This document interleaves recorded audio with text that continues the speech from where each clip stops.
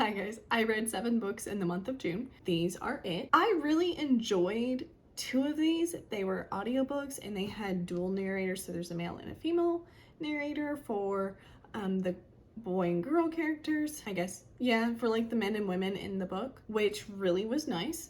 The first one was Bow Before the Elf Queen by J.M. Carroll. In hiding all her life, Layla prepares for the day the wicked High King Elf Thane will come to steal her, his powerful mate. So basically, there's Layla, who is taken away whenever she was young because she was mate bonded to Thane, the son of the king. So he was the prince, but now he's the king because the king died. Go Layla, or really just, one less person to have to kill. So her parents died whenever she was really young. It kind of goes through the adventure of how this mate bond works, because this one is interesting.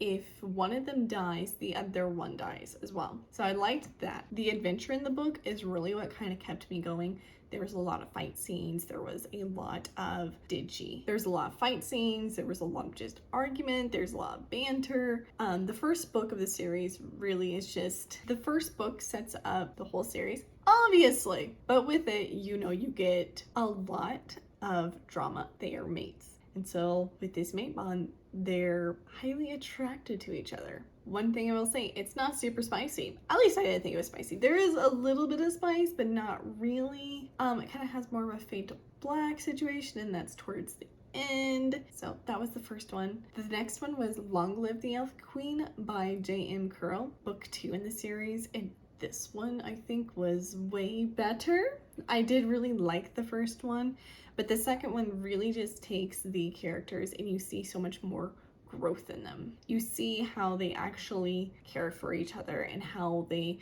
want to help each other in different things. My favorite character in the whole series, though, definitely is the gnome. Tiffany Pine is the gnome in the series. She's honestly hilarious. She's, a gnome, so she's kind of pocket-sized. She kind of goes around with them. She is that comedic relief. She is moderately useful. I'm not gonna say she's fantastically useful because she's really not, and that's really okay. Bow Before the Elf Queen and then also Long Live the Queen, they're kind of two together because they were both really good. The next one on the list is Realmbreaker by Victoria Aveyard. This one is multiple points of views. I have read very different multiple point of views, and I really like this one. The way that she did it, you knew exactly who was talking and who was the main point of view while we're doing this. So one of the characters, Karina Amnart, is from a small town by the sea. She is the pirate's daughter. She's not really well trained, but she ends up being this last hope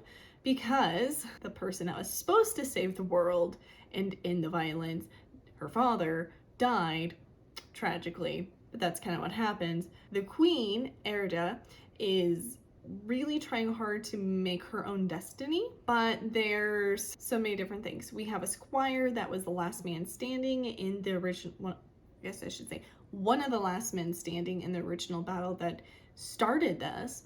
Then the next one's going to be a assassin. The assassin, I can't remember her name. She's really cool. I will probably continue this series, but it's not this summer. This is more like a fall read because it is high fantasy. The Wicked King by Holly Black and The Queen of Nothing by Holly Black. So I started the series with The Cruel Prince, obviously, and wow, this series is great because it just takes you for a trip. I loved that in The Wicked King we see how Jude is handling Carden and kind of being the back behind there, and we're also seeing their relationship develop. But I will be honest, this is not a romance series. I was marketed to me, like kind of told to me that it was kind of more like a romance, and I disagree. It's definitely more of a political series. There is romantic undertones, but it is more about power, how power is gained and how power is moved through, especially with the Fae. I like Holly Black's Fae quite a bit because they're more like how we imagine Fae, or I should say, it's more like how I imagined Fae as a kid, but also my first experience was with the Spiderwick Chronicles with Holly Black. It's been really fun. I am actually going to do a reread of the Cruel Prince series or the Folk of Air series because I liked it that much. I will probably buy it, and I don't buy too many books all the time just because they are expensive and I use my library a lot. I read 2 graphic novels last month as well. It was Harley Quinn Breaking Glass by Mariko Tamaki and Steve Pugh. This one I really like because I say that a lot. Harley Quinn is in high school and she's just moving to the city of Gotham. She's already got a track record. She's already been arrested a few times and been, it's Harley. She's already been arrested a few times. One critique I did have was Harley wasn't as smart as I would have liked her to be, because the Harleen that we know in the comics is incredibly smart. And I didn't like that they kind of definitely played on more of like she was already Harley Quinn. But you win some and you lose some. I also read I Am Not Starfire, also written by Mariko Tamaki.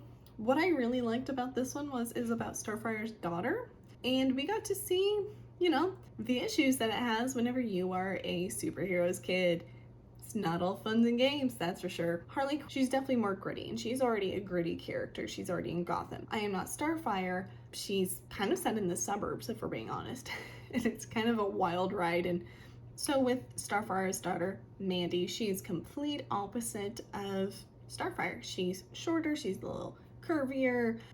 She's also not powered. She doesn't have any powers, but she also isn't 100% sure who her dad is, which we kind of have a guess, but it's also a topic of people intruding on her privacy. I really like seeing that aspect of it, the way that she kind of like quickly moves through it about like how people would stalk her and figure out like she is Starfire's daughter and then start asking about Starfire and not just Mandy.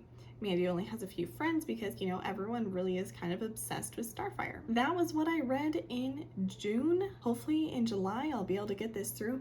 July is already a really good reading month. I've read quite a few, so I'm excited to see it. Bye guys.